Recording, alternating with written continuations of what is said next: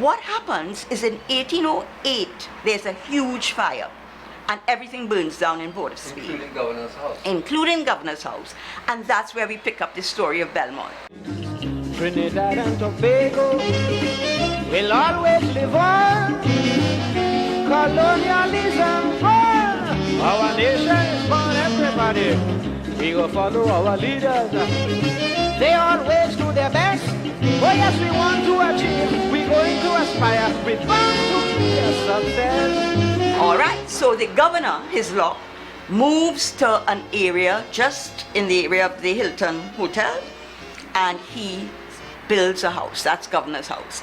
So you can see that the little Port of Spain then gets a little extension, yes, because here is the Governor's House. And up to that point, if you left the seafront, what would now be Independence Square, you would probably come as far as Park Street in terms of houses. Right. So Port of Spain itself was like, as I said, from about Nelson Duncan all the way to as far as probably Richmond, just beyond Woodford Square.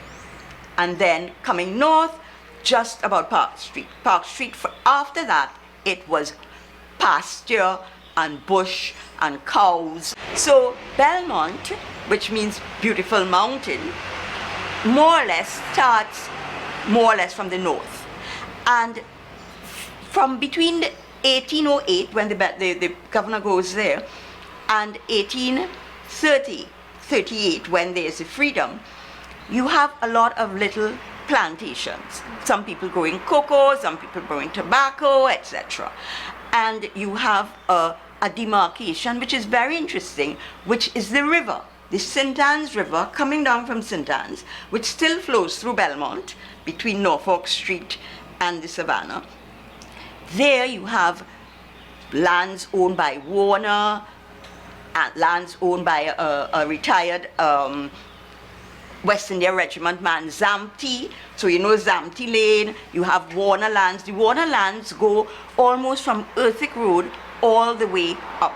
So the village of Belmont is coming around as more and more people come to Trinidad.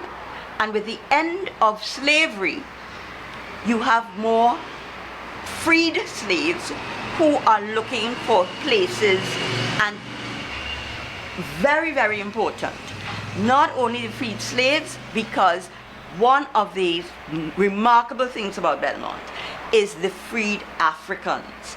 And you know, I don't know how we keep missing that in all that we do.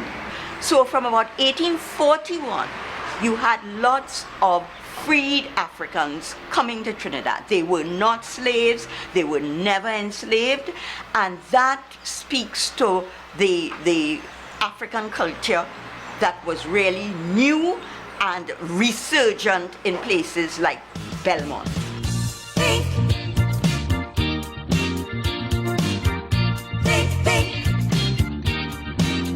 I was approached to assist with this project by members of the church who are actually part of my industry.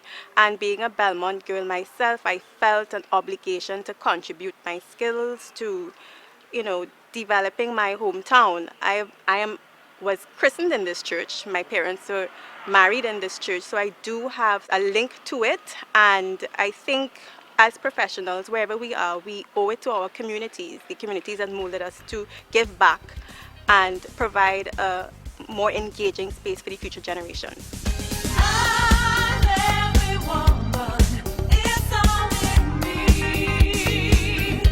Heritage tells you who you are and dictates and guides you in terms of where you want to be and who you want to be.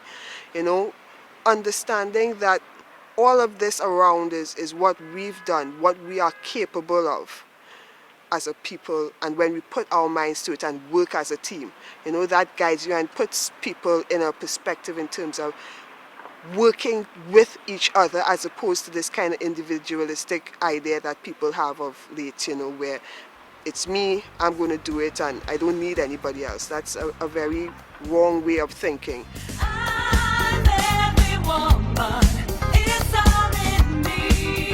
This this was always one of the ideas from way back from Citizens for Conservation before we had a national trust. Even with town and country planning 20, 30 years ago, this was one of the things. There was always a consideration for Belmont Heritage District.